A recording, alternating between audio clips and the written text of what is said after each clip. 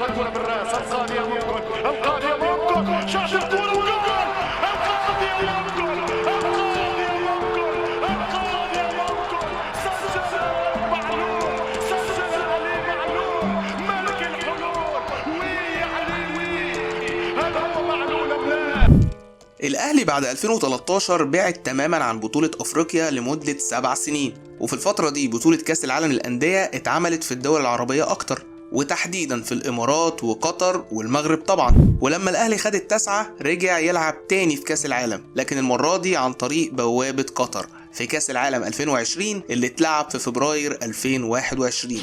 الأهلي بجيل جديد وبقيادة مدربه الجنوب أفريقي بيتسو موسيماني، وبيحلموا بالأداء المشرف وإنجاز في رحلة قطر. بس عارف إيه كانت أحلى حاجة في البطولة دي بجد؟ القمر ده. واحسن حاجه ان انت تشجع الاهلي من المدرجات. انا في كاس عالم الانديه اول مشجع للاهلي.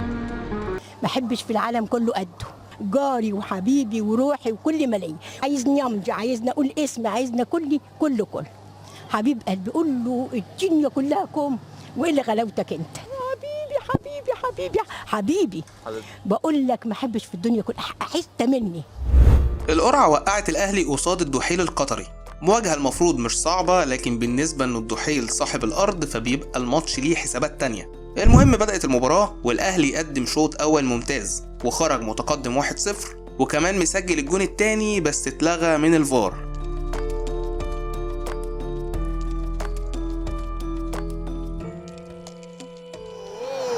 خطيرة تسديد بابا جول. قلت لكم بأن السر يكمن عند حسين الشحات، يفعلها حسين. لكن في الشوط التاني اتراجع الأهلي تماما والدحيل ضغط أكتر، بس ده ما غيرش أي حاجة، وكمل الأهلي على كده بأداء مش مفهوم الحقيقة لحد ما كسب وصعد لنص النهائي.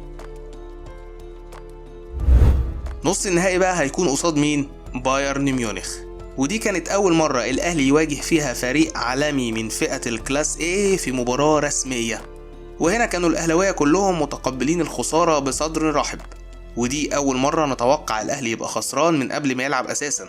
أصل هيكسب مين؟ يعني لو في أمل إن الأهلي يعمل معجزة ويكسب فريق عالمي وبطل أوروبا مش هيكسب البايرن نسخة 2020.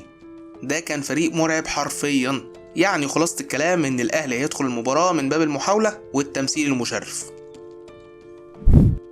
دخل البايرن الماتش وهو شادد حيله على الأهلي، وشفنا هنا فرق إمكانيات واضح جدا بين اللعيب الأوروبي واللعيب المصري، فرق في الفنيات وفي الشخصية وفي الناحية البدنية وفي كل حاجة.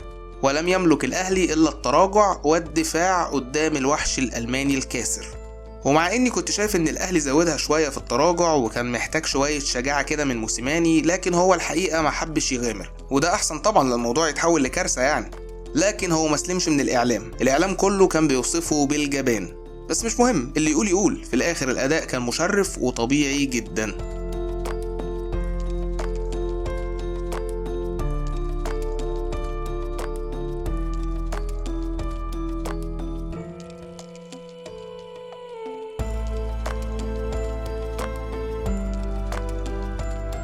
البايرن بيفوز على الأهلي 2-0 بأقل مجهود ممكن، وبكده الأهلي بيروح يقابل بالميراس البرازيلي بطل أمريكا الجنوبية على تحديد المركز الثالث. وفي ماتش كان متكافئ إلى حد ما، والأهلي كان أفضل من الماتشين اللي فاتوا، قدر يقرب ويحاول ويسجل كمان، بس للأسف طلع أوفسايد.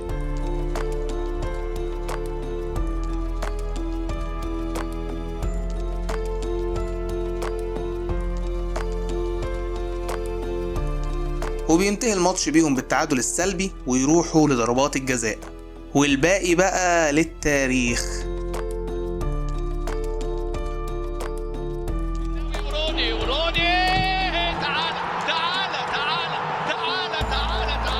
يا حبيبي تعالى الشناوي روني أراد أن بيبرتون والثنائي، يتصدى بيبرتون معلش البرازيلي والشناوي بره الى خارج المرمى، يدخل بسماء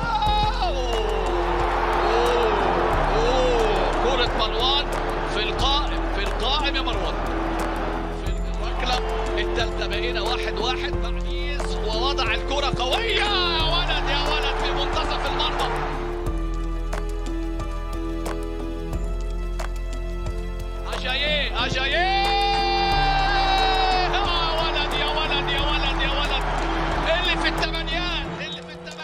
والشناوي، شناوي وميلو، ميلو والشناوي. الاهلي عملها، الاهلي عملها، الاهلي عملها، الاهلي عملها. الثانيه يا اهلي، الثانيه يا اهلي. النسر يحلق في المقدمه، التاريخ يحكي والحاضر والحكم يعلنها. خلاص النادي الاهلي يسعد جماهيره، يسعد. تألق الشناوي جاب البرونزية الغالية اللي غابت حوالي 15 سنة عن النادي الأهلي، البرونزية التانية في التاريخ. بطولة عظيمة للأهلي أثبت فيها جدارته، وموسيماني كمان مضى ورق اعتماده الرسمي مع الفريق ودخل قلب كل الأهلاوية.